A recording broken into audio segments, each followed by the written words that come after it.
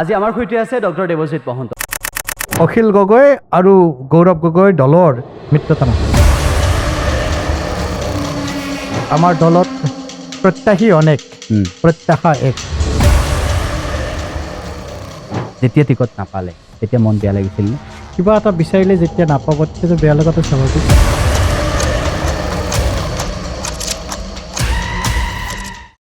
আজি আমাৰ সৈতে আছে ডক্টৰ দেৱজিৎ মহন্ত। বিজেপিৰ মুখপাত্ৰ ডক্টৰ দেৱজিৎ মহন্ত উপস্থিত আছে, আদৰণি জনাইছোঁ। নমস্কাৰ। আৰু লোকসভা নিৰ্বাচনতো চৰ্চা হৈছিল, বিধানসভা নিৰ্বাচন আহি আছে, এইবাৰো চৰ্চা হৈছে নিৰ্বাচন খেলিব বুলি। লোকসভাত আমি আপোনাক নেদেখিলোঁ, বিধানসভাত দেখিম নে নাই? আশাই জীৱন, মানুহে সদায় আশা দেখিব লাগে। ৰাজনৈতিক জীৱনত সকলোৰে এটা সপোন থাকে। যেতিয়াই ৰাজনীতিত ভৰি দিয়ে তেতিয়াই ভাবে যে মই এদিন হৈ বিধায়ক বা মন্ত্ৰী বা লোকসভাৰ জৰিয়তে সংসদত গৈ জনসাধাৰণৰ সেৱা আগবঢ়াম। সেই হিচাপে মোৰো আশা আছে। লোকসভাত বিধানসভাত মই টিহু সমষ্টিৰ হৈ প্ৰাৰ্থিত্ব আগবঢ়াম। বাকী যিহেতু ভাৰতীয় জনতা পাৰ্টীয়ে আভ্যন্তৰীণ গণতন্ত্ৰত বিশ্বাস কৰে, ইয়াত এজন বুথ সভাপতিৰ পৰা শীৰ্ষ নেতৃত্বলৈকে সকলোৱে টিকেট বিচাৰিব পাৰে। মই টিকেট বিচাৰিম। বাকী দলীয় শীৰ্ষ নেতৃত্বই সিদ্ধান্ত গ্ৰহণ কৰিব। কোনটো সমষ্টি? টিহু সমষ্টি। টিহু সমষ্টি আগতে এইটো ধৰ্মপুৰ সমষ্টি আছিল, এতিয়া নৱগঠিত টিহু সমষ্টি। গতিকে সেই ধৰ্মপুৰৰ ৰাজনীতিৰ কথা আমি জানো। সেই ধৰ্মপুৰতেই বহু এনে ৰাজনৈতিক নেতা আছে যিসকলে অসমত ক্ষমতাশালী আৰু প্ৰভাৱশালী হিচাপে পৰিচিত আছিল। চন্দ্ৰমোহন পাটোৱাৰী উদাহৰণ। আমি ধৰ্মপুৰ সমষ্টিৰ যদি ইতিহাস লক্ষ্য কৰোঁ তেনেহ'লে চন্দ্ৰমোহন পাটোৱাৰীৰ তাত যি বিজয় ধ্বজা সেয়া আমি দেখি আহিছোঁ। এতিয়া বিষয়টো এইটোৱেই, যিটো সময়ত চন্দ্ৰমোহন পাটোৱাৰীক টিকট নিদি আপোনাক টিকট দিব, এনেকুৱা ধৰণৰ এটা ভাৱ কিয় আপোনাৰ মনলৈ আহিছে? প্ৰথম কথা, মই ক'লোৱেই টিকেট আশা কৰাটো কোনো আমাৰ দলীয় গণতন্ত্ৰত ভুল নহয়। আমাৰ দলে আভ্যন্তৰীণ গণতন্ত্ৰত বিশ্বাস কৰে, গতিকে টিকেট বিচাৰিব পাৰোঁ। আৰু ছেকেণ্ড, তেখেত 40 বছৰ ধৰি সেই টিহু সমষ্টিটোৰ বিধায়ক হৈছে, পুৰণি ধৰ্মপুৰৰ, নিশ্চয় কিবা নহয় কিবা কৰিছে। কিন্তু মাননীয় মুখ্যমন্ত্ৰী মহোদয়ে কৈছে যে এইবাৰ যুৱ প্ৰজন্মক প্ৰাধান্য দিব, মহিলা আৰু যুৱ প্ৰজন্মক। গতিকে সেই হিচাপে আমিও উৎসাহী। কোনোবাই বিচাৰিছে মানে কোনোবাই বিচাৰিব নালাগে, কোনোবাই টিকেট পাব মানে কোনোবাই নোপোৱা হ'ব নালাগে, এনেকুৱা মনোভাৱ আমি কিয় ৰাখোঁ? দলে যাক যেতিয়া যি দায়িত্ব দিয়ে, তেখেতক যদি টিকেট দিয়ে, মই আপোনাক কথা দিছোঁ, মই তেখেতৰ ওচৰত থিয় হৈ তেখেতৰ বিজয় সুনিশ্চিত কৰিম। আৰু যদি মোক টিকেট দিয়ে, মই আশীৰ্বাদ পাওঁ, মই যিহেতু কনিষ্ঠ, তেখেত জ্যেষ্ঠ, তেখেতৰ পৰা আশীৰ্বাদ বিচাৰিম। এটা কথা ওলাই থাকে যে মন্ত্ৰী চন্দ্ৰমোহন পাটোৱাৰীক মুখ্যমন্ত্ৰী ডক্টৰ হিমন্ত বিশ্ব শৰ্মাই বেয়া পায়, আৰু সেইবাবে ডক্টৰ দেৱজিৎ মহন্তক গ্ৰীণ ছিগনেল দিছে নেকি যে আপুনি টিহুত কাম কৰক আৰু আপোনাক টিকটটো দিম, চন্দ্ৰমোহন পাটোৱাৰীক নিদিওঁ? তেনেকুৱা কথা নহয়। মই আপোনাৰ মুখে দেখে এইটো শুনিছোঁ, ভাল পোৱা বেয়া পোৱা যিয়ে নহওক, টিকেট হয় দলক মই অৱগত কৰিছোঁ। দলে মোক এনেকুৱাকৈ কোৱা নাই যে টিকেট দিম নিদিম সেইটো দলীয় শীৰ্ষ নেতৃত্বই নিৰ্ধাৰণ কৰিব, কিন্তু দলে মোক বাধা দিয়া নাই যে আপুনি গৈ তাত প্ৰচাৰ প্ৰসাৰ নকৰিব, মানুহৰ মাজত নোসোমাব বা তেখেতৰ থকাত আপুনি তাত নাযাব, সেনেকুৱাকৈ মোক কোনো কথা কোৱা নাই। আৰু এইখিনি কথা মই ভাবোঁ আমাৰ মাননীয় মুখ্যমন্ত্ৰী মহোদয়েও অৱগত, সভাপতি মহোদয়েও অৱগত। গতিকে মই মোৰ কৰ্তব্য কৰি গৈছোঁ। টিহুত যদি নিৰ্বাচন খেলে, টিহুৰ বহুখিনি সমস্যা আপোনাৰ সন্মুখত আহি পৰিব, ইমান দিনে সমাধান হোৱা নাই বুলি টিহুৰ ৰাইজে যিখিনি সমস্যাৰ কথা আপোনাক কৈছে, সেই কোনসমূহ সমস্যা আছে? টিহু আপোনাৰ 4টা মণ্ডল আছে। আটাইতকৈ ডাঙৰ মণ্ডলটো হৈছে টিহু, য'ত 75,000 ফুট আছে। সেই টিহুবাসীৰ কাৰণে এটা মই বহুত দিন ধৰি ঘূৰি মই ষ্ট্ৰেট ফ্ৰম দ্য হাৰ্ট মই কথাখিনি কৈছোঁ। তাত তেখেতসকলে সমজিল্লাৰ দাবীটো উলিয়াই যে টিহুক সমজিল্লা মুখ্যমন্ত্ৰী মহোদয়ে ঘোষণা কৰিছিল, আজিলৈকে হৈ উঠা নাই। আমি কেতিয়াবা যদি কিবা এটা কাম হৈ নুঠে বা কিবা এটা সমস্যা হয়, তাৰ সমাধান থাকে। সমস্যাটো তাত হয় যে তাত যদি টিহু সমজিল্লা দিয়ে, বাকীবিলাকৰ সুবিধাখিনি নোহোৱা হ'ব নেকি? কিন্তু আমিতো এনেকৈও চিন্তা কৰিব পাৰোঁ, যিবিলাক চাৰ্কল অফিচ থাকে, যোৰ জৰিয়তে সকলো ধৰণৰ সমস্যাৰ বা মানুহে গৈ তাত সুবিধাখিনি ল'ব পাৰে। প্ৰত্যেকটো এতিয়া বৰ্তমান চামতাটো যদি থাকে, টিহুতো থাকে বা বাকী অঞ্চলতো থাকে, এই সমস্যাটোৰ এনেধৰণৰ সমস্যাই নহয়। গতিকে এই সমস্যাটো সমাধানৰ উপায় চিন্তা কৰিব লাগিব। আৰু দ্বিতীয়তে, আমাৰ চৰকাৰী ভূমিৰ ফালৰ পৰা যদি চাই, নলবাৰীৰ যিখন জিলা, তাত 3টা সমষ্টি আছে, বৰক্ষেত্ৰী, নলবাৰী আৰু টিহু। টিহুত আটাইতকৈ বেছি চৰকাৰী ভূমি আছে। গতিকে চৰকাৰী ভূমিখিনিক যদি বিভিন্ন ধৰণৰ উদ্যোগ খণ্ডৰ জৰিয়তে প্ৰতিষ্ঠা কৰি আগুৱাই আনিব পাৰি, কৰ্মসংস্থাপন দিব পৰা যায়। গতিকে টিহুত যথেষ্ট পটেঞ্চিয়েল আছে। আৰু আটাইতকৈ ডাঙৰ কথা, টিহুৰ এইবাৰ 30% ভোট প্ৰথমবাৰৰ বাবে টিহু সমষ্টিত সোমাইছে। তাৰে আগতে বৃহত্তৰ অংশ এটা, যেনেকৈ ভোজকুচি, আপোনাৰ হাৰিভাঙা, গোবৰাদল, বালিকে ধৰি বৃহত্তৰ অংশ এটা বৰমা সমষ্টিত আছিল, BTCত আছিল। আৰু BTCত থকাৰ কাৰণে তেখেতে SC প্ৰতিনিধিক ভোট দিব লগা হৈছিল আৰু ST প্ৰতিনিধিক। গতিকে এইবাৰ প্ৰথমবাৰৰ বাবে যিহেতু টিহুত সোমাল, তেখেতসকলে অনুভৱ কৰিছে যেন এইবাৰ প্ৰথমবাৰৰ বাবেহে তেখেতসকলে ভোট দিব। গতিকে তেনেকুৱা বহুত কথা আছে, বহুত প্ৰত্যেকটো মণ্ডলৰ নিজা নিজা কিছুমান বৈশিষ্ট্য আছে, কৰিব লগা বহুত আছে। টিহুৰ সমস্যাখিনি সমাধান কৰাৰ ক্ষেত্ৰত আপুনি যিখিনি পদক্ষেপ ল'ব সেয়া আমিও পৰৱৰ্তী সময়ত লক্ষ্য কৰিম। কিন্তু এতিয়া বিষয়টো এইটোৱেই যে বিজেপিত টিকট পাবলৈ হ'লে বিজেপি দলটোৰ ক্ষেত্ৰত আমি দেখিবলৈ পাওঁ মুখ্যমন্ত্ৰী ডক্টৰ হিমন্ত বিশ্ব শৰ্মাই 2টা দিন পূৰ্বে বিজেপিৰ কাৰ্যালয়ত ক'ৰবাৰ পৰা টিকট বিচাৰি আহিছিল।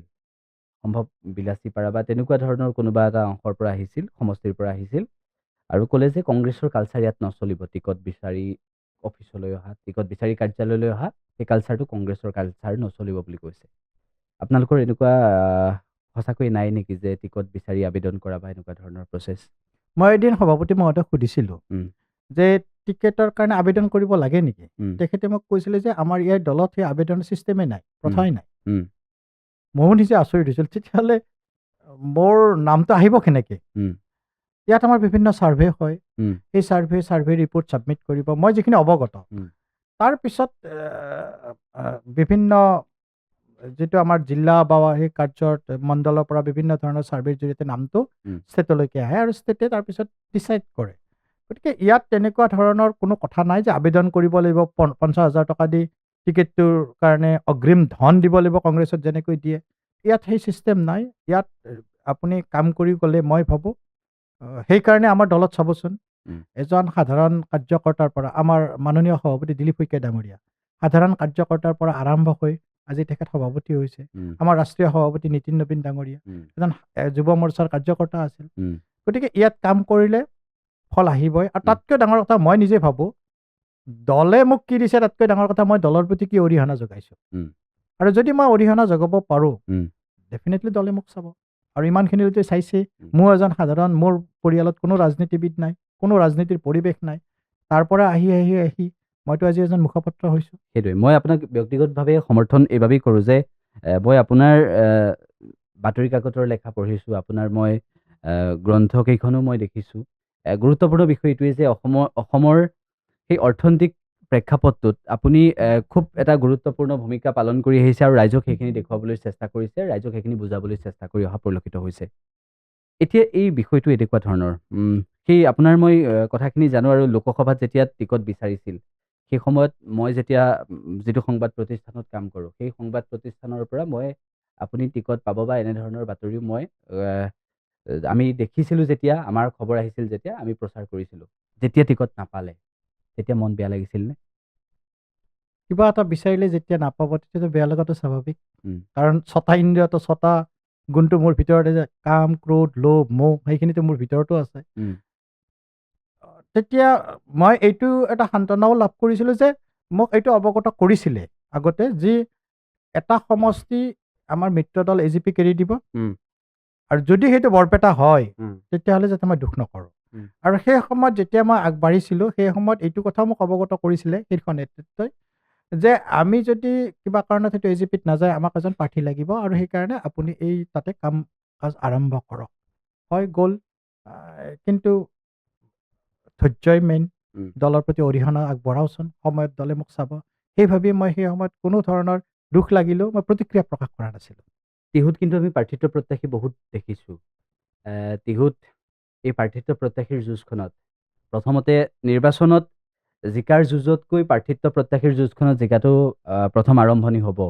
গতিকে যিসকল সম্ভাৱ্য প্ৰাৰ্থী আছে, সেই যিসকলে টিকট প্ৰত্যাশী বুলি নিজকে ভাবে, সেইসকলতকৈ আপুনি শ্ৰেষ্ঠ, সেইসকলতকৈ আপুনি ভাল, এইটো কেনেদৰে প্ৰতিপন্ন কৰিব পাৰিব? মই ভাল, সেইটো মোৰ বিশ্বাস, কিন্তু ময়েই ভাল তেনেকুৱা অহংকাৰ মই নকৰোঁ। আৰু আমাৰ দলত প্ৰত্যাশী অনেক, প্ৰত্যাশা এক। অৰ্থাৎ টিকেট বহুতেই বিচাৰিব পাৰে, কিন্তু যাক টিকেট দিয়া হয় বাকীকেইজনে এইটো সুনিশ্চিত কৰে যে তেখেতৰ বিজয় সুনিশ্চিত হয়। গতিকে মই বাকী যে টিকেট বিচাৰিব তেখেতসকললৈকে মই শুভেচ্ছা কিয় মই কৰিব পাৰিম বুলি নিজৰ মাজত বিশ্বাস আছে। এইকাৰণে যে মই ভাবোঁ মই যিটো খুব ক্ল'জলি অসমৰ ৰাজনীতিৰ লগত মই জড়িত হৈ আছোঁ। যিহেতু মই নিজেও এজন অৰ্থনীতিৰ লগত জড়িত ব্যক্তি। মই 2016, 2019, 2021, 2024 নিৰ্বাচন দেখিছোঁ। বহুখিনিহত কৰিব পাৰি যিখিনি কাম এজন সাধাৰণ অফিচাৰ বা বেলেগতকৈ এজন ৰাজনীতিবিদ বা এজন বিধায়ক বা এজন মন্ত্ৰী হিচাপে যিখিনি কৰিব পাৰি সেইখিনি হয়তো বেলেগ আন এখন প্লেটফৰ্মৰ জৰিয়তে কৰাটো টান। গতিকে মানুহৰ সমস্যা বহুত থাকে, সেই সমাধানক উত্তৰণ কৰিব পাৰি। আজি ধৰক টিহুত আটাইতকৈ বেছি চৰকাৰী মাটি আছে। গতিকে তাত যদি আমি উদ্যোগখণ্ড নিব পাৰোঁ তেতিয়াহ'লে ডেফিনেটলি নৱপ্ৰজন্মই তাত সুবিধা পাব। টিহু আমাৰ নলবাৰীৰ শিক্ষিতৰ হাৰ অসমৰ বাকীকেইখন জিলাতকৈ বহুত বেছি। গতিকে টিহুৰো বেছি।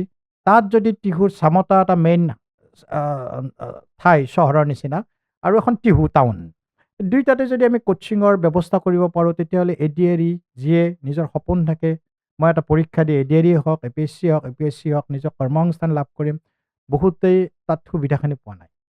অত্যাধুনিকভাৱে যদি কোচিং চেণ্টাৰ ব্যৱস্থা কৰিব পাৰোঁ মানুহৰ আশা উত্তৰণ হ'ব।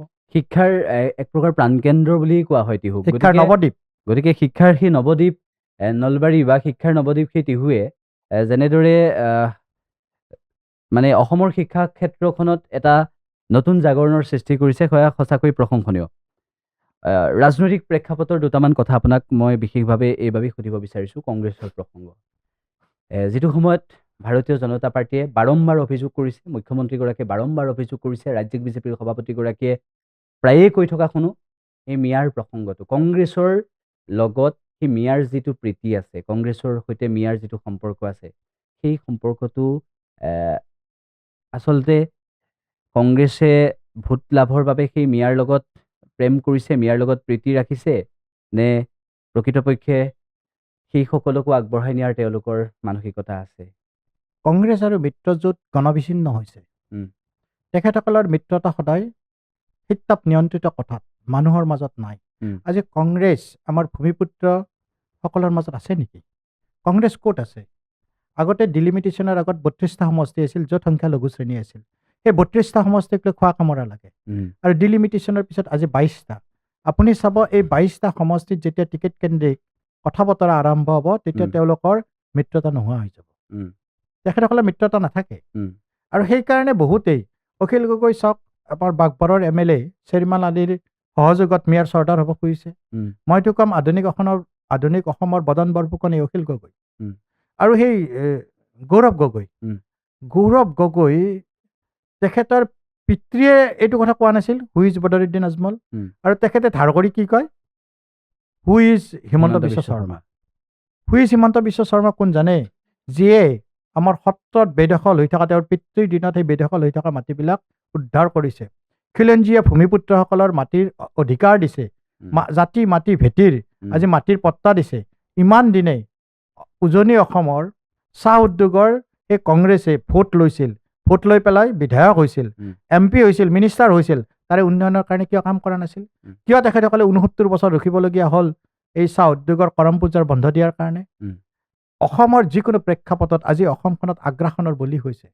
কোনখিনি মানুহৰ কামাই আমি আমাৰ ষ্ট্ৰেইট কথা, যিখিনি মানুহে অসমত আছে, অসমৰ বায়ু পানী সেৱন কৰিছে, কিন্তু অসমৰ কৃষ্টি সংস্কৃতি সভ্যতা ভাষাক আঁকোৱালি লোৱা নাই, তেখেতসকল মিয়া, তেখেতসকল আমাৰ কাৰণে অচিনাকি মানুহ, তেখেতসকলৰ ভোট আমাক নালাগে।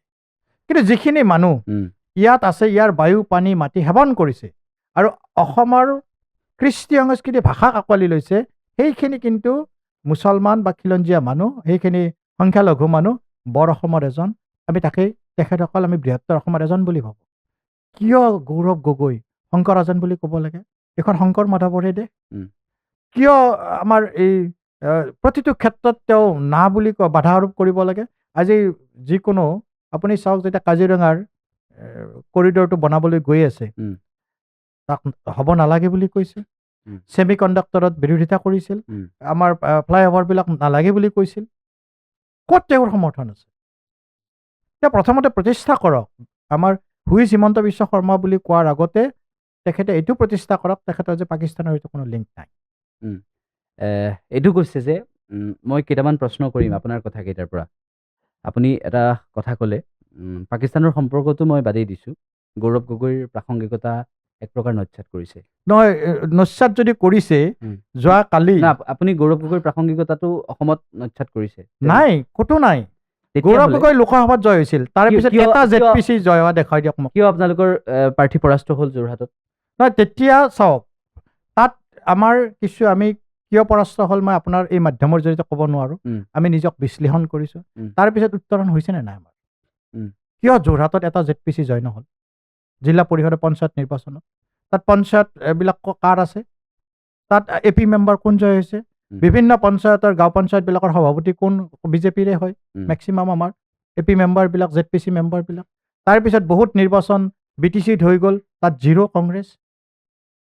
এতিয়ালৈকে কেইবাবাৰো মুখ্যমন্ত্ৰী আৰু আপুনি যে কৈছে এই গৌৰৱ গগৈ কিমান বেয়া ভাবক। যোৱাকালি নে পৰহি তেখেতসকলৰ এই আমি দেখিছোঁ সামাজিক মাধ্যমত এখন চিঠি আপলোড কৰিছে, কিবা চিঠি এখন আপলোড কৰিছে, কৈছে যে মুছলমানসকলে হিন্দুৰ একাউণ্ট খুলি হিমন্ত বিশ্ব শৰ্মা ডাঙৰীয়াৰ বিৰুদ্ধে মাত মাতিব লাগে। সৎ সাহস নাই। কিয়? বেয়াটোক হিন্দু হ'লেও বেয়া বুলি ক'ব নোৱাৰি। তেখেতসকল এনেকুৱা এটা দল। গৌৰৱ গগৈৰ সৎ সাহস কিয় নহ'ল? যেতিয়া ৰেৱন ৰেড্ডিয়ে কৈছিল যে হিন্দু কংগ্ৰেছ মানেই মুছলমান, মুছলমান মানে কংগ্ৰেছ, এই 100 বছৰীয়া পুৰণি দলটোত হিন্দু নাই। তেখেতে এইটো ক'ব কিয় নোৱাৰিলে যে এইটো ৰেৱন ৰেড্ডিৰ ব্যক্তিগত মন্তব্য, এইটো দলৰ মন্তব্য নহয়? সাহস আছে। ঠিক আছে, আপুনি তেলেংগানাৰ মুখ্যমন্ত্ৰীগৰাকীৰ প্ৰসংগটো আনিলে। মই এইটো প্ৰসংগ সুধিব বিচাৰিছোঁ, পাকিস্তানৰ সৈতে লিংক থকা কথাটো মুখ্যমন্ত্ৰী ডক্টৰ হিমন্ত বিশ্ব শৰ্মাই তাৰিখ কেইবাবাৰো দিলে। এনেদৰে কংগ্ৰেছে কৈ থাকে। এনেদৰে কংগ্ৰেছে এইকেইটা দিনতো কৈছে যে 10 তাৰিখটো প্ৰতি মাহৰ 10 তাৰিখটো মুখ্যমন্ত্ৰীলৈ নাহে নেকি? এনেদৰে প্ৰশ্ন এটা কৰিলে। তাৰিখটো সোধাৰ আগত এইটো কথা কওকচোন, দৰমহাটো পায় নে নাপায়? গৈছিল নে যোৱা নাই? পাছপোৰ্ট আছিল নে নাই? বিদেশৰ পৰা উৰা মাৰিছিল নে মাৰা নাই? তেখেতৰ 4জনীয়া পৰিয়ালটোৰ আজিও 3জন কিয় বিদেশী? এই নেকি জাতিভক্তি? এই নেকি মাতৃভক্তি? তৰুণ গগৈ থকাহেঁতেন তেখেতে কিমান আঘাত পালেহেঁতেন। তেখেতৰ নাতি যিজনী আজিও ইয়াৰে নাগৰিক নহয়। তেখেতকে প্ৰথমতে এইটো কথা কওক যে তেখেতৰ পত্নী পাকিস্তানৰ NGOত কাম কৰিছিল নে কৰা নাই, প্ৰথম। দ্বিতীয়তে পাকিস্তানৰ NGOৰ পৰা দৰমহা পাইছিল নে পোৱা নাই। তৃতীয়তে তেখেতে বিদেশৰ পৰা বা ভাৰতৰ পৰাই হওক বহুবাৰ বিদেশত যায়, তাৰ পৰা তালৈকে পাকিস্তানলৈকে গৈছিল নে যোৱা নাই? নাই বুলি কওক। মুখ্যমন্ত্ৰী ডক্টৰ হিমন্ত বিশ্ব শৰ্মা আৰু কেন্দ্ৰীয় মন্ত্ৰী সৰ্বানন্দ সোণোৱাল, এই দুগৰাকীৰ মাজত অসমৰ বিজেপিৰ সমৰ্থকে কোনোবা যদি কেন্দ্ৰীয় মন্ত্ৰী সৰ্বানন্দ সোণোৱালৰ লবি বুলি কোৱা শুনো, আমি দেখোঁ সংবাদ মাধ্যমৰ ব্যক্তি হিচাপে আন বহুতকে আমি মুখ্যমন্ত্ৰী ডক্টৰ হিমন্ত বিশ্ব শৰ্মাৰ মানুহ বুলি শুনো। এই দুয়োগৰাকী নেতা, কেন্দ্ৰীয় মন্ত্ৰী সৰ্বানন্দ সোণোৱাল বা মুখ্যমন্ত্ৰী ডক্টৰ হিমন্ত বিশ্ব শৰ্মাৰ মাজত আমি কেতিয়াও বিদ্ৰোহ দেখা নাই, বিসম্বাদ দেখা নাই। কিন্তু সেই লবি ছিষ্টেমটো যেনেদৰে কংগ্ৰেছত আছিলে তেনেদৰে বিজেপিটো আছেনে? নাই। থকা হ'লে আমাৰ ভাৰতীয় জনতা পাৰ্টি যেতিয়া মাননীয় মুখ্যমন্ত্ৰী হিমন্ত বিশ্ব শৰ্মা ডাঙৰীয়াই মুখ্যমন্ত্ৰী হিচাপে শপত গ্ৰহণ কৰিছিল, তেখেতক কাৰ্যভাৰ কোনে অৰ্পণ কৰিছিল? সৰ্বানন্দ সোণোৱাল ডাঙৰীয়াই, হয়নে নহয়? সেই একেখিনি কথাই কংগ্ৰেছত আপুনি আশা কৰিব পাৰে নেকি? তাত বিসম্বাদ হ'লহেঁতেন। ভাৰতৰ কিমানখন ৰাজ্য আছে য'ত মুখ্যমন্ত্ৰী পৰিৱৰ্তন হৈছে? তাত এনেধৰণৰ বিদ্ৰোহ দেখিছে নেকি? মুখ্যমন্ত্ৰী অসমতো পৰিৱৰ্তন হ'ব পাৰে নেকি? আদাক আপুনি জাহাজৰ কথা সুধিলে কেনেকে হ'ব? আদা বেপাৰী। গতিকে সেইখিনি কথা শীৰ্ষ নেতৃত্বই যি সিদ্ধান্ত গ্ৰহণ কৰে, কিন্তু আজিৰ ডেটত আমাৰ কাৰণে মুখ্যমন্ত্ৰী হিমন্ত বিশ্ব শৰ্মা ডাঙৰীয়া আধুনিক অসমৰ তেখেত খনিকৰ। আৰু ইতিমধ্যে অমিত শ্বাহ ডাঙৰীয়াই ঘোষণা কৰিছিলে যে এইবাৰ আমাৰ 2026 নিৰ্বাচনত মুখ্যমন্ত্ৰী পদৰ প্ৰাৰ্থী ডক্টৰ হিমন্ত বিশ্ব শৰ্মা ডাঙৰীয়াই। আপোনালোকে ভোট চুৰি কৰে নেকি? ভোট চুৰি অখিল গগৈয়ে কৈছে বিজেপিয়ে কৰে বুলি। আপুনি অখিল গগৈক এইটো সুধিবচোন। 1981 চনত ছোনিয়া গান্ধী ভাৰতৰ নাগৰিকত্ব গ্ৰহণ কৰিছিল। 1980 চনত ছোনিয়া গান্ধীৰ ভোটাৰ লিষ্টত নাম কেনেকৈ আহিল? হয়নে? ভোট চুৰি নিৰ্বাচনৰ আগদিনা বিহাৰৰ কিয় প্ৰেছমিট দিলে? তাৰে আগত ক'ত আছিল তেওঁলোক? লুকাই আছিল। নিৰ্বাচনী আয়োগৰ নিয়ম মতে যদি ভোট চুৰিত কিবা যদি আপোনাৰ সন্দেহ হৈছে 45 দিনৰ ভিতৰত আপুনি আবেদন জনাব লাগে নিৰ্বাচন আয়োগক। কিয় নজনায়? এইটো কথা নাজানে তেখেতসকলে। নাজানে নেকি? আৰু এতিয়া নিৰ্বাচন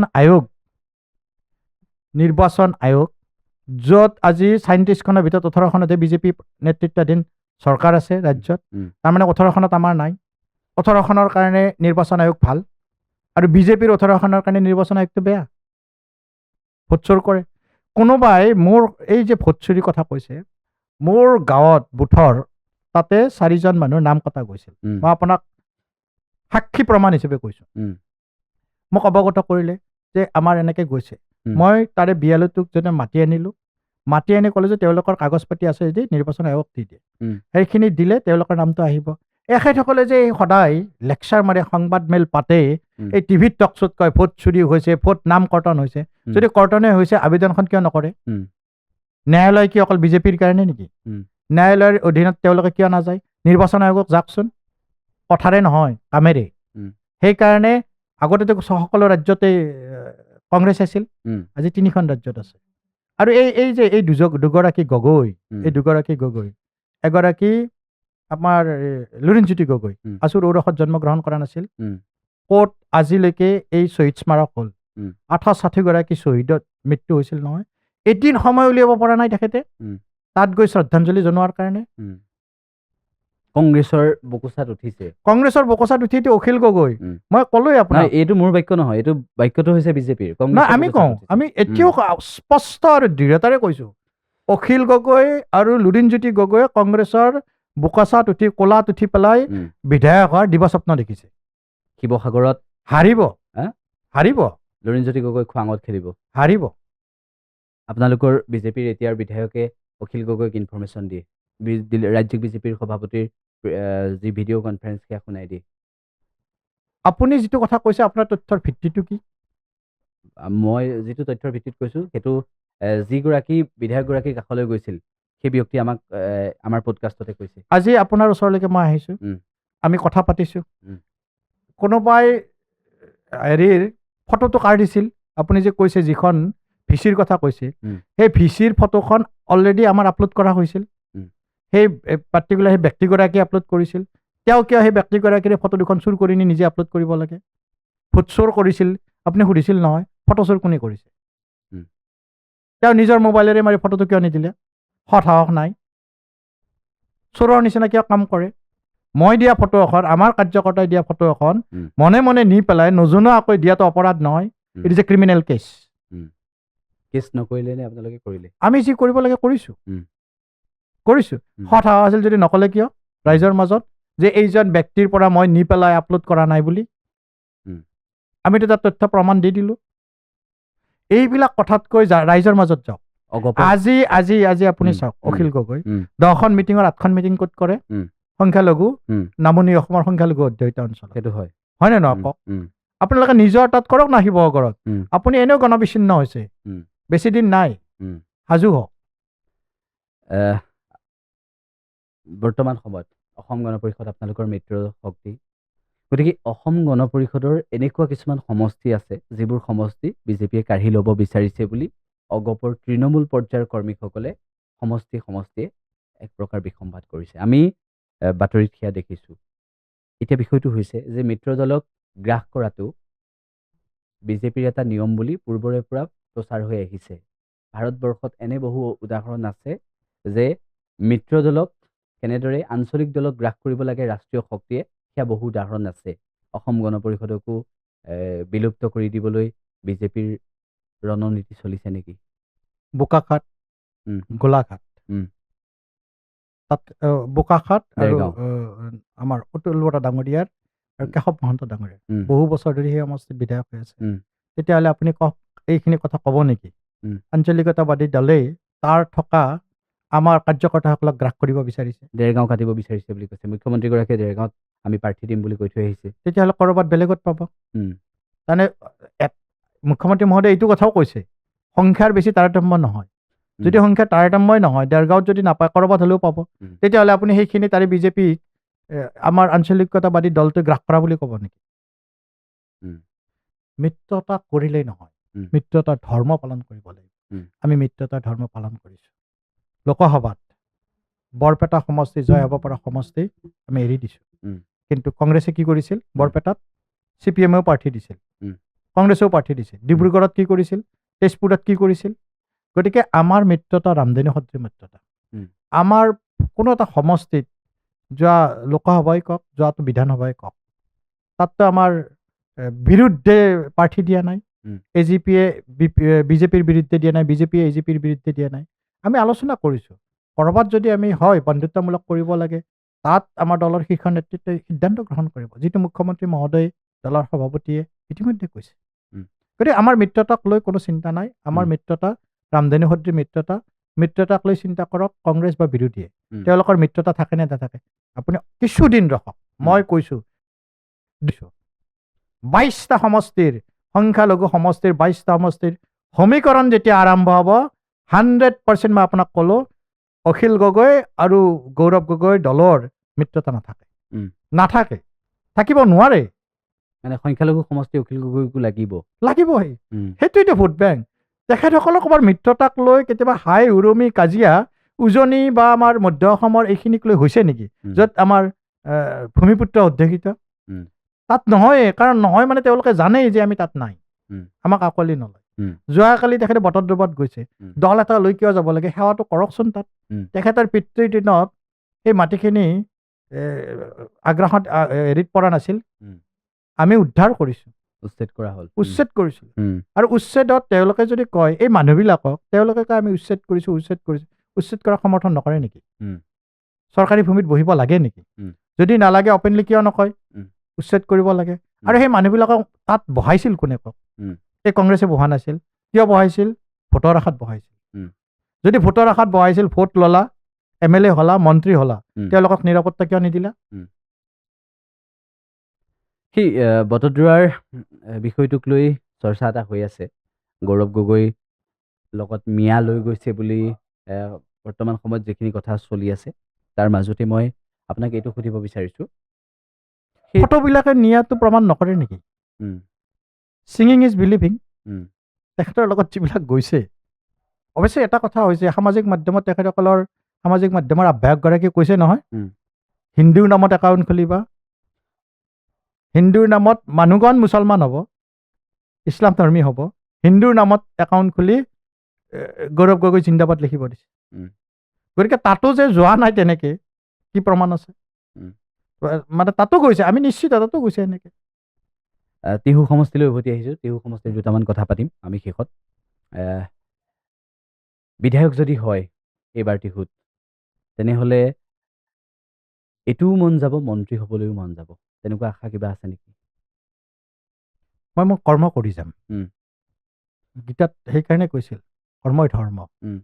গতিকে মই মোৰ কৰ্ম কৰোঁ, ফল যি আহে, মই যদি ভাল কৰ্ম কৰোঁ, যি আহে হয়। কিন্তু মোৰ এটা সপোন আছে, সপোন এইটোৱে, যদি মোক আশীৰ্বাদ দিয়ে, টিহুক মই 26টা সমষ্টিৰ ভিতৰত অসমৰ এটা জাকত জিলিকা সমষ্টি কৰিব খোজোঁ। কাৰণ টিহুত সকলো ধৰণৰ সুবিধা আছে, দুটাকৈ তাত ৰেল ষ্টেচন আছে, যি মানুহৰ কাৰণে অনাগত সময়ত আশীৰ্বাদ স্বৰূপ হ'ব পাৰে। টিহুত চৰকাৰী ভূমি আছে, টিহুত বিভিন্ন কৃষ্টি সংস্কৃতিৰ লোক আছে। টিহু এক ধৰ্মীয় ধাৰ্মিক পৰ্যটকলৈকে উত্তৰণ হ'ব পৰা ঠাই আছে। বিল্লেশ্বৰ দেৱালয় প্ৰায় 1000 নে 500 বছৰ আগতে জন্ম, ৰজাৰ দিনৰ। গতিকে বিভিন্ন আছে, মৎস্য উদ্যোগৰ সম্ভাৱনা আছে। আপুনি তাত ঘূৰি আছে, প্ৰচাৰ চলাই আছে, আপুনি তাত মিটিং কৰি আছে, ৰাইজৰ কাষলৈ গৈ আছে। মন্ত্ৰী চন্দ্ৰমোহন পাটোৱাৰী ডাঙৰীয়াই কেতিয়াবা আপোনাক কৈছে নেকি যে তুমিও ভাবিছা নেকি বা আপুনিও ভাবিছে নেকি, এনেদৰে কিবা কৈছে নেকি কেতিয়াবা? তেনেকৈ এতিয়ালৈকে কথা হোৱা নাই, কিন্তু মই এইটো কথাই তেখেতকো ক'ম, এতিয়া আপোনাৰ মাধ্যমৰে কওঁ, তেখেত যিহেতু জ্যেষ্ঠ, যদি তেখেতে টিকেট পায়, মই তেখেতৰ লগত থাকিম। আৰু মোৰ তেখেতৰ প্ৰতি বিনম্ৰতাত এটা অনুৰোধ, যিকোনো আগবাঢ়ি যাবলৈ জীৱনত জ্যেষ্ঠজনৰ আশীৰ্বাদ লাগে। তেখেত সেই সমষ্টিটোৰ অভিভাৱক। সকলো সময়তে মোৰ এক সপোন আছে টিহুক আগুৱাই নিয়াৰ। তেখেতে য'ত এৰি থৈ গৈছে তাৰ পৰা মই আৰম্ভ কৰিম। তাৰ কাৰণে মোক তেখেতৰ আশীৰ্বাদ লাগে, তেখেতৰ সহযোগিতা লাগে। আৰু মই যিদিনা টিকেট ডিক্লেয়াৰ হ'ব, তেখেত পালেও মই তেখেতৰ ঘৰত যাম, মই পালেও ময়ে প্ৰথম ব্যক্তি হিচাপে তেখেতৰ ঘৰত গৈ মই তেখেতৰ আশীৰ্বাদ বিচাৰিম। চন্দ্ৰমোহন পাটোৱাৰী ডাঙৰীয়াই যিটো অসম আন্দোলনৰ পৰৱৰ্তী সময়ৰ পৰা কেনেদৰে ওতঃপ্ৰোতভাৱে জড়িত হৈ আছে অসমৰ ৰাজনীতিৰ সৈতে, অসমৰ ছাত্ৰ ৰাজনীতিৰ পৰা আহি কেনেদৰে অসমৰ ৰাজনীতিত খোপনি পুতিলে অসম গণ পৰিষদ আৰু তাৰ পৰৱৰ্তী সময়ত বিজেপি। এতিয়া বিষয়টো এইটোৱেই যে সেইগৰাকী জ্যেষ্ঠ ৰাজনীতিকক বিজেপিয়ে অৱসৰ এইবাৰ দিয়াব বুলি বিভিন্নজনে মন্তব্য কৰিছে। এইবাবেই কৰিছে হয়তো যে ডক্টৰ দেৱজিৎ মহন্ত তাৰ সম্ভাৱ্য প্ৰাৰ্থী বুলি চৰ্চাটো চলিছে বাবেই মানুহে ক'বলৈ বাধ্য হৈছে। বিজেপিলৈ আহিলে বিজেপিত জ্যেষ্ঠসকলৰ বৰ এটা সন্মান নাই নেকি? আমি ৰাজেন গোহাঁই ডাঙৰীয়াৰ ক্ষেত্ৰতো সেয়া দেখিলোঁ। ৰমেন ডেকা ডাঙৰীয়াৰ ক্ষেত্ৰত কিয় দেখা নাই আপোনালোকে? ৰমেন ডেকা ডাঙৰীয়াৰ ক্ষেত্ৰতো আমি সোনকালে তেখেতটো ৰাজ্যপাল হ'ল, হয়নে নহয়? সোনকালে দেখিম আমি হয়তো। নহয়, তেখেতটো এতিয়া ৰাজ্যপাল, গভৰ্ণৰ হৈ আছে। গতিকে সন্মানটো নাই বুলি এটা ভ্ৰান্ত ধাৰণা। সেই জ্যেষ্ঠসকলৰ আপুনি এজন মানুহৰ নাম লৈছে, ৰাজেন গোহাঁই ডাঙৰীয়া। কি দিয়া নাছিল তেখেতক বিজেপিয়ে? সভাপতি, তাৰপিছত মন্ত্ৰী, কিমানবাৰ তেখেতে MP হৈছে, MLA হৈছে। গতিকে তেখেতে কি পোৱা নাই? ক'ৰবাত কোনোবাই আগুৱাই যাওঁতে কনিষ্ঠজনকতো সুবিধা দিব লাগিব, হয়নে নহয়? তাৰ উপৰিও এইটো দলত তেখেতে অকল জ্যেষ্ঠ নহয়, বহুত জ্যেষ্ঠ আছে। তেখেতসকলক ভাৰতীয় জনতা পাৰ্টীয়ে সকলো সময়তে, আমি দলৰ বিষয়ে কওঁ, মই চৰকাৰৰ বিষয়ে মুখ্যমন্ত্ৰী মহোদয়ে হয়তো ক'ব, দলৰ বিষয়ত মই যিহেতু দলৰ লগত ওতঃপ্ৰোতভাৱে জড়িত, যিকোনো দলীয় কাৰ্যক্ৰম হ'লেই তেখেতসকলক উপযুক্ত আমি সন্মান দিওঁ। এইটোৱে এটা দল যাৰ মুখ্যমন্ত্ৰী মহোদয়ে ভৰি ধুৱাই, জ্যেষ্ঠসকলৰ ভৰি ধুৱাই আশীৰ্বাদ লয়।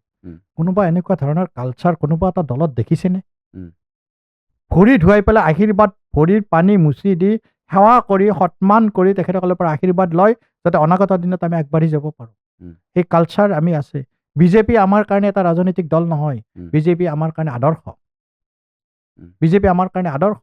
সেইকাৰণে আজি মানুহে বিজেপিক কিয় ভোট দিব জানে? এইকাৰণে দিব, জাতি মাটি ভেটিৰ আমাৰ ভূমিপুত্ৰসকলৰ স্বাৰ্থ সুৰক্ষিত কৰাৰ কাৰণে বিজেপিক ভোট দিব। আজিৰ তাৰিখত পোৱা নোপোৱাতকৈ ডাঙৰ কথা কি জানে? মানুহে যাতে ঘৰত অঘৰী নহয়।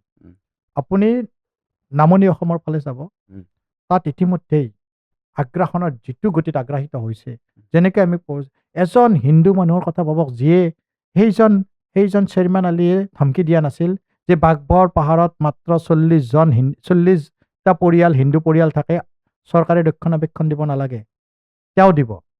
সেইজন চেয়াৰমেন আলী কিয় পাহৰি যায় যে 2001 চনৰ লোকপিয়ল মতে তাত 20% হিন্দু মানুহ আছিল, আজি 4% আছে। আজি ধুবুৰীত কিয় চেয়াৰমেন আলী বা ৰকিবুল হুছেইন ইয়াতে পাহৰি যায় যে তাতে 5 লাখ হিন্দু মানুহ আছিল, আজি 3.5 লাখ হিন্দু মানুহ আছে। মানুহৰ সময়ৰ বৃদ্ধিৰ লগে লগে বাৰ্ষিক বছৰ গৈ থকাৰ লগে লগে জনসংখ্যা বৃদ্ধি হয়, জনসংখ্যা কমে নেকি? কিয় 5 লাখৰ পৰা 3.5 লাখ আহিল ধুবুৰীত? গতিকে এই জাতিটোক যদি জীয়াই ৰাখিব লাগে, বিজেপিৰ বিকল্প নাই। মুখ্যমন্ত্ৰী ডক্টৰ হিমন্ত বিশ্ব শৰ্মাই গঢ়িব বিচৰা এই লৈ শেষত কি ক'ব? মোৰ সৌভাগ্য জীৱনত যে তেখেতে যে অসমক 5খন সৰ্বশ্ৰেষ্ঠ ৰাজ্যৰ ভিতৰত প্ৰতিষ্ঠা কৰিব বিচাৰে, তাৰে ক'ৰবাত নহয় ক'ৰবাত আমি অংশীদাৰ হ'ব পাৰিছোঁ। সেইকাৰণে সৌভাগ্য অনুভৱ কৰিম। ভৱিষ্যতে যদি আৰু এনেকুৱা আশীৰ্বাদ পাওঁ, তেখেতৰ সৈতে একেলগে কাম কৰাৰ নিজকে সৌভাগ্যৱান বুলি অনুভৱ কৰিম। আপুনি আজি অনুষ্ঠানলৈ আহিলে আমি ধন্যবাদ জ্ঞাপন কৰিছোঁ, আৰু আমি এইটো আশা কৰিম যে নিৰ্বাচনৰ আগত আমি আকৌ কেতিয়াবা বহিম, আমি নিৰ্বাচনৰ আগত আকৌ কিছু কথা পাতিম। এইটোৱেই বিচাৰিম যে ডক্টৰ দেৱজিৎ মহন্ত ডাঙৰীয়াই টিকট পাওক, টিহুৰ উন্নয়নৰ বাবে তেওঁৰ যিখিনি মনত বান্ধি লৈছে টিহুৰ উন্নয়ন কৰিম বুলি, গতিকে সেইখিনি কৰিবলৈ সুযোগটো পাওক। লোকসভাতো চৰ্চা হৈছিল, এইবাৰ বিধানসভাত বেছিকৈ চৰ্চা হৈছে, আৰু এক প্ৰকাৰ টিহুৰ ৰাইজৰ বাবে ভাল খবৰ এইটোৱেই যে ডক্টৰ দেৱজিৎ মহন্ত ডাঙৰীয়া এনেকুৱা এগৰাকী ব্যক্তি, যিগৰাকী ব্যক্তিয়ে এগৰাকী অৰ্থনৈতিক বিশ্লেষক হিচাপে, যিগৰাকী ব্যক্তিয়ে অসমৰ প্ৰতিটো অৰ্থনৈতিক দৃষ্টিকোণ ভালদৰে চায়, আৰু বিশেষভাৱে অসমৰ শিক্ষাৰ ক্ষেত্ৰৰ পৰা আৰম্ভ কৰি অসমৰ অৰ্থনীতিৰ ক্ষেত্ৰখনলৈকে, অসমৰ ৰাজনীতিৰ পথাৰৰ পৰা আৰম্ভ কৰি অসমৰ সমাজনীতিলৈকে প্ৰতিটো ক্ষেত্ৰৰ লগত ওতঃপ্ৰোতভাৱে জড়িত হৈ আছে। আৰু এনেকুৱা এগৰাকী ব্যক্তিক সুযোগ দিলে নিশ্চিতভাৱে টিহুবাসীয়ে এগৰাকী ব্যক্তি পাব, যিগৰাকী ব্যক্তিৰ পৰা বহুখিনি কৰাব পাৰিব টিহুৰ সমস্যা সমাধান কৰাৰ ক্ষেত্ৰত। সেইটোৱে আমি বিচাৰিম। আপোনাক ধন্যবাদ জ্ঞাপন কৰিছোঁ। নমস্কাৰ।